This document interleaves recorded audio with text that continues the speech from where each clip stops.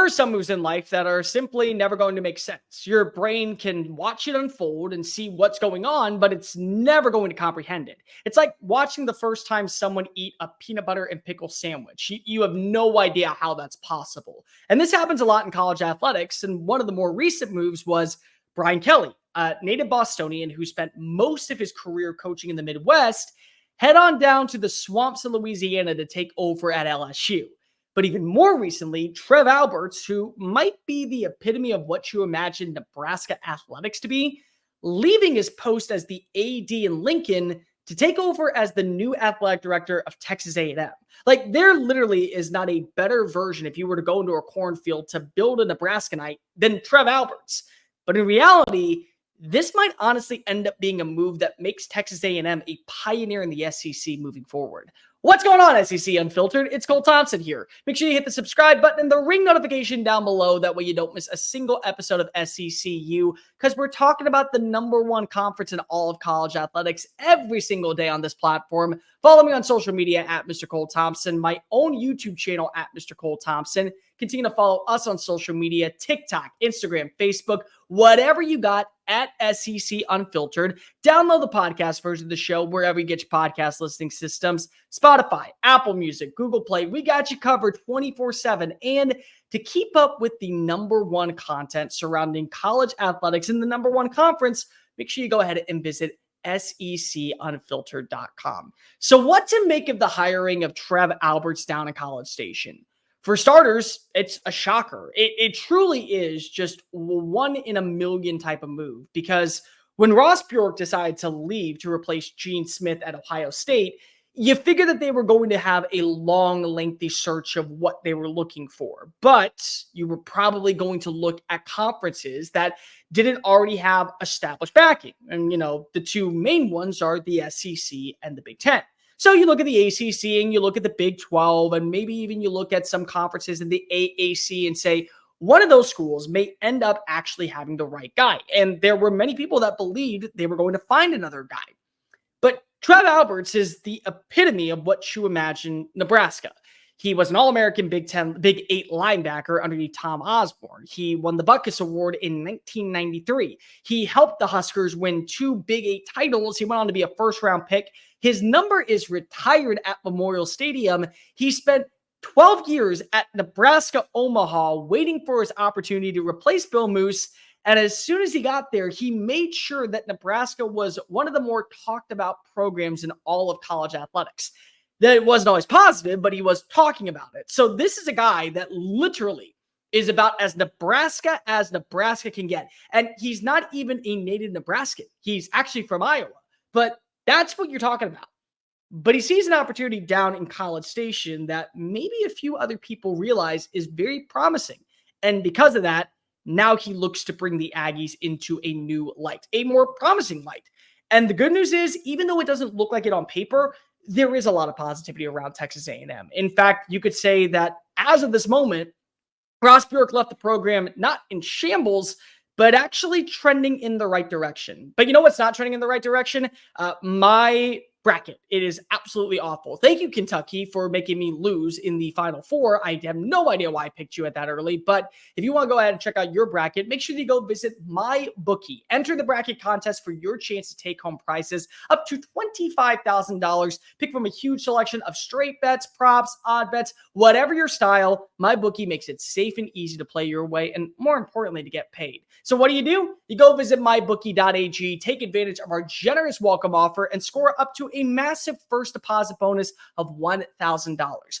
All you have to do is claim the promo code SECU, and you get up to $1,000 on your very first deposit. MyBookie.ag has you covered on everything this March Madness. But make sure that you realize that everyone out there who also picked Kentucky, they don't get you covered on that. You unfortunately made that mistake. I made that mistake. But you won't make a mistake when you go visit mybookie.ag and use the promo code SECU.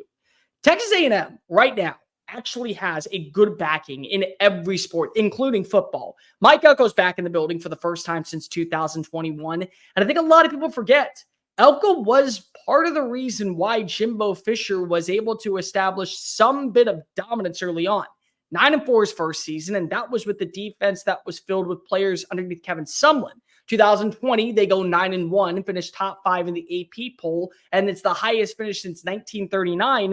In 2021, when they went 8-4, they had the number 3 scoring defense. Well, that guy's back in the building. People relish and gravitate towards his teachings, and everyone seems to be excited that he is now running the show at Kyle Field.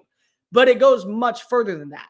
If you look at baseball, Jim Schlossnagle comes over from TCU and in year 1 takes the Aggies to new heights in the College World Series in Omaha. And last year, he got them to go on an epic run all the way through Hoover to where they made the tournament and were a game away from the Super Regionals. And right now, they look like one of the best teams in the SEC, despite having that sluggish performance against Florida. Jody Taylor has taken on the reins of what is going on with Gary Blair as the heir apparent and now has the Aggies in the tournament for the first time in 2 years.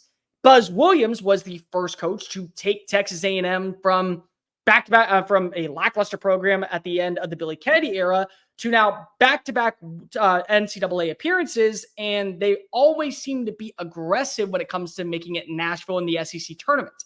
Not to mention Jamie Morrison, the volleyball coach, took the team from a low-tier level in the SEC to making the tournament in year 1. Tricia Ford, the softball coach, took the team from being a lackluster program to actually making it to the regionals in year 1.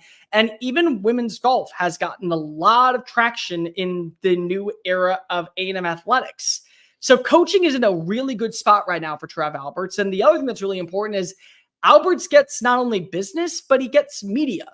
We live in a world right now where media is going to start taking over everything in athletics, especially when it comes to the attention. I mean, we literally are expanding the playoffs because of media rights contracts. People want more money in their pocket because if they want to have their programs put on the highest stage.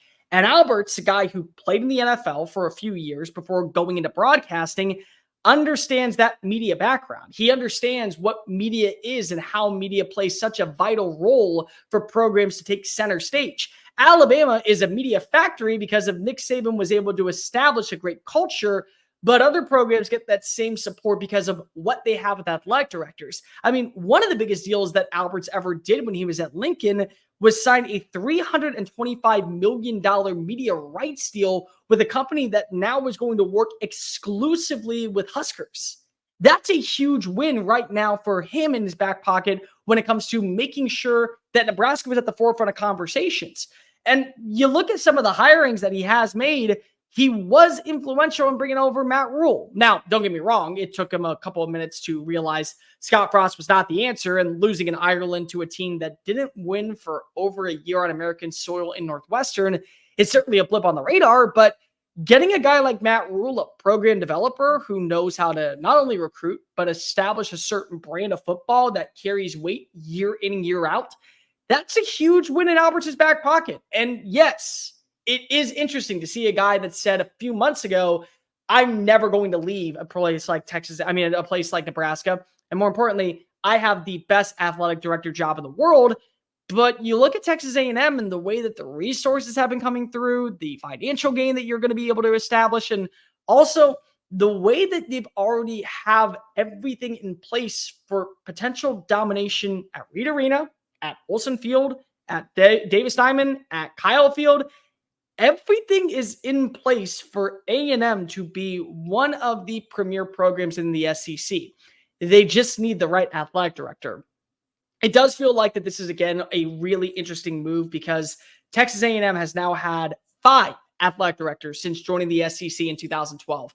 But some of them were not good fits, and some of them actually went to better institutions or institutions that have only gotten more equipped.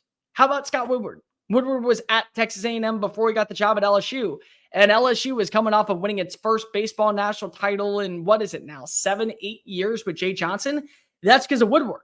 Maybe this is the version of Woodward that College Station has been expecting.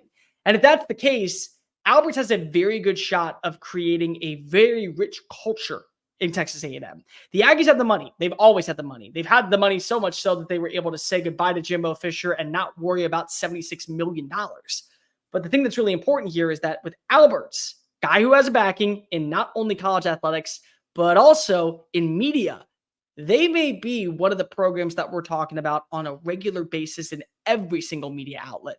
A guy like that understanding what it takes to sell a program and also bring in the right resources for a program, it usually ends up being a win. And this might end up being the biggest win that Texas A&M could have, even more so than landing a great coach like Jim Schlossnagle or even Mike Elko in the not so distant future.